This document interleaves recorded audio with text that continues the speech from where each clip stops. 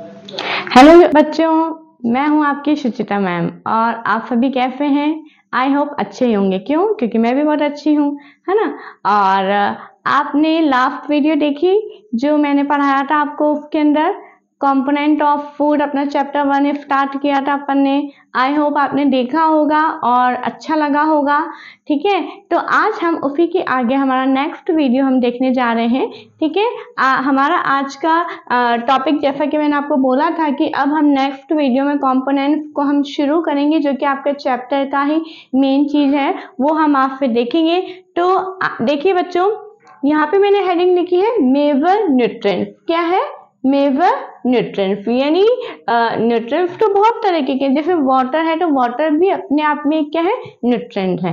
तो इस वजह से, लेकिन मुख्य न्यूट्रिएंट्स, मुख्य पोषक तत्व हमारी बॉडी में किन चीजों की जरूरत होती है वो हम देखते हैं। क्या है हमारा? Carbohydrate, protein, fat, vitamin, minerals. ये 5 मेजर न्यूट्रिएंट्स है। कोई अगर आपसे पूछे कि give the name for 5 major nutrients, तो आपको ये 5 न्यूट्रिएंट्स के नाम लिखने हैं। ठीक है, अब type of components, type of nutrients का आप देख रहे हैं कि मैंने यहाँ पे एक चार्ट बनाया है।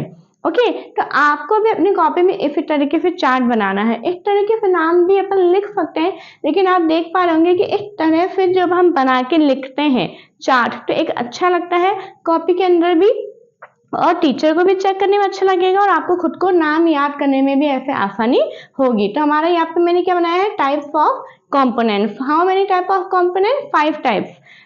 कौन कौन से हैं? Carbohydrate, protein, fat, vitamin, minerals. Okay, तो आपको इस तरह से बनाना है। मैंने स्टार की शेप दी है, अगर आप चाहें तो कुछ और शेप भी ले सकते हैं, इसमें कोई बाउंडेशन नहीं कि नहीं आपको यही बनाना है। ओके, अब यहाँ पे आप देखिए हमारा नेक्स्ट टॉपिक आता है test for 3 nutrients oblique components. मैंने इसको दोनों नाम लेके लिखा है, न्यूट्रिएंट्स भी लिखा है और कंपोनेंट्स भी लिखा है। ये मैंने क्यों लिखा है?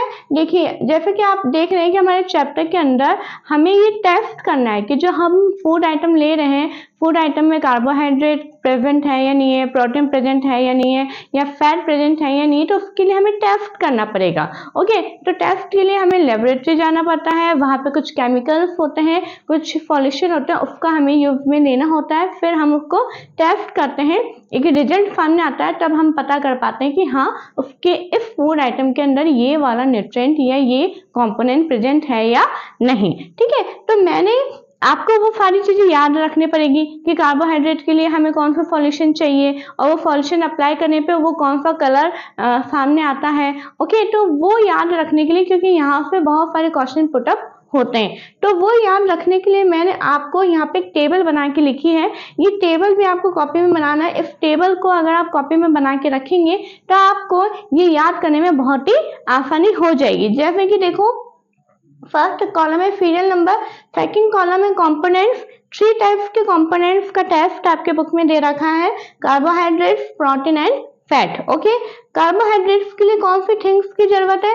आयोडीन सॉल्यूशन, यानी अगर किसी फूड आइटम में कार्बोहाइड्रेट का टेस्ट करना है तो क्या लेना होगा? आयोडीन सॉल्यूशन लेना होगा। आयोडीन सॉल्यूशन जब हम फूड आइटम के ऊपर अप्लाई करते हैं तो वो कौन से कलर में चेंज होता है? ब्लू ब्लैक कलर में चेंज होता है। कौन से कलर में चेंज होता है? ब्लू ब्लैक कलर में चेंज होता है। तो इस तरह से देखिए, यहाँ पे ये एक रो के अंदर ही आपके 3 क्वेश्चन बन सकते हैं। जैसे कि पहले अपन ने क्वेश्चन पूछ सकते हैं कि कार्बोहाइड्रेट का टेस्ट करने के लिए हमें कौन सा सॉल्यूशन चाहिए, तो आपका आंसर क्या होगा? Iodine solution. सेकंड क्वेश्चन ये बन सकता है कि आयोडीन कौन सा कलर में वो चेंज होता है, तो आपका आंसर क्या होगा? Blue black. आपका ये भी क्वेश्चन हो सकता है कि किस कंपोनेंट में आयोडीन सॉल्यूशन ऐड करने पे ब्लू ब्लैक कलर होता है, तो हमारा आंसर क्या होगा? कार्बोहाइड्रेट। तो बच्चों, इसी तरीके से जैसे कि अपन देखते हैं एनसीईआरटी सीबीएसई बोर्ड में कहीं से भी किसी भी तरीके से क्वेश्चन बन सकता है, तो मैं आपको उसी तरीके से मैं आपको कंटेंट को पढ़ा रही हूँ, उसी तरह से समझा रही हूँ। पूरी थ्योरी एक तरह से, एक एक वर्ड, एक एक लाइन जो है समझाने से वो होता है, वो तो आप स्कूल में भी समझ रहे हैं, लेकिन उस चीज को शॉर्ट लिस्ट करके और हम मेन किस तरीके से क्वेश्चन बनते हैं, मेन किस तरीके से हम चीजों को याद रख सकते हैं, वो मैं आपको बता रही हूँ। इसी तरह से प्रोटीन है, तो प्रोटीन का टेस्ट करने के लिए copper sulphate and caustic soda solution की जरूरत होगी और ये जब अप्लाई करेंगे तो वॉयलेट कलर में चेंज होगा।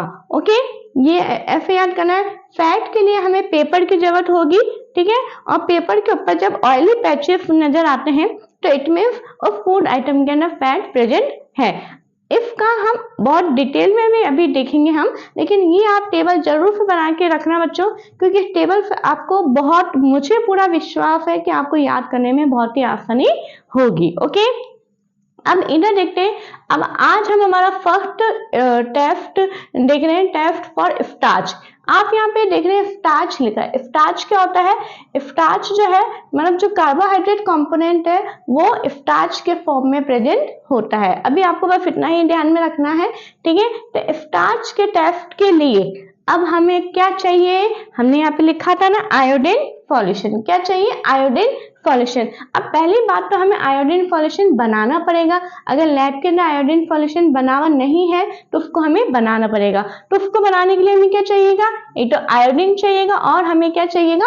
वाटर चाहिएगा। ओके, तो अब पहले यहाँ पे हमें इस चीज को देखना है बच्चों कि सॉल्यूशन क्या होता है। पहले हमें देखना है कि सॉल्यूशन क्या होता है, सॉल्यूशन किसे कहते हैं वो हमें देखना है। कि सॉल्यूशन को देखो हिंदी में विलेन बोलते हैं और ये सॉल्यूशन किससे मिलके बना है? Solvent plus solute. ये मैं आपको एक अलग से चीज समझा रही हूँ, आपके बुक में अभी कहीं लिखा हुआ नहीं है, लेकिन मैं समझा रही हूँ कि भाई सॉल्यूशन होता क्या है ना। तो किसी भी चीज में सॉल्वेंट को हिंदी में विलायक बोलते हैं, सॉल्यूट को हिंदी में विलय बोलते हैं। मतलब किसी भी चीज के अंदर, किसी भी, जैसे फॉर एग्जाम्पल वाटर, तो वाटर के अंदर आयोडीन यानी सॉल्यूट को जब हम मिला देते हैं, ऐड कर देते हैं और जब वो डिवॉल्व हो जाता है, डिवॉल्व होने के बाद में जो बन के तैयार होता है उसको हम क्या बोलते हैं?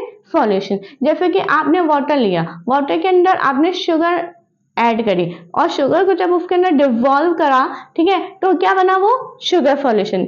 ऐसे हमने वाटर लिया, वाटर के अंदर अगर हमने नमक डाला, सॉल्ट डाला और उसको स्टर करके उसको डिवॉल्व कर दिया तो वो सॉल्यूशन क्या बन गया? Salt solution. ठीक है, तो अब आपको समझ में आ गया होगा कि सॉल्यूशन क्या होता है। तो आयोडीन को जब हम वाटर के अंदर मिक्स करते हैं तो ये क्या बनता है? हमारा आयोडीन सॉल्यूशन। अब हमारी ये प्रिपेयर हो गया। अब हमें करना क्या है बच्चों? आयोडीन सॉल्यूशन को भी कैसे? एक टेस्ट ट्यूब, ये मैंने आपके सामने एक टेस्ट ट्यूब, एक कांच की ट्यूब होती है, इस तरीके से बनाई होती है लैब के अंदर, वो लिया है, इसको अपन ने हाफ पानी से फिल किया है और इसके अंदर कुछ बूंदे आयोडीन की डाला और जब इसको शेक करते हैं तो आयोडीन सॉल्यूशन हमारा तैयार हो जाता है। सेकेंड थिंग ये है कि आपने देखा होगा आपके बुक में एक लिखा हुआ होता है डाइल्यूट आयोडीन सॉल्यूशन। क्या लिखा होता है? डाइल्यूट। तो डाइल्यूट किसको बोलते हैं? कि जो मतलब जो केमिकल के अंदर वाटर मिक्स होता है, ध्यान से सुनिए, जिसके अंदर वाटर मिक्स होता है उसको हम बोलते हैं डाइल्यूट। ठीक है, वाटर जब मिक्स हो जाता है तो उसको हम डाइल्यूट बोलते हैं, डाइल्यूट को हिंदी में तनु बोलते हैं। ठीक है, अब यहाँ पे देखिए, अब हमें किसका टेस्ट करना है? स्टार्च का।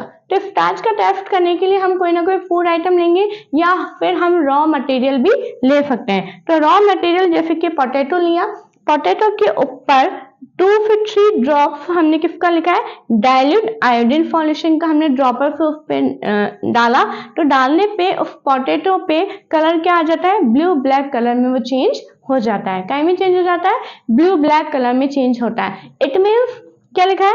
Blue black colour indicates that is contains starch.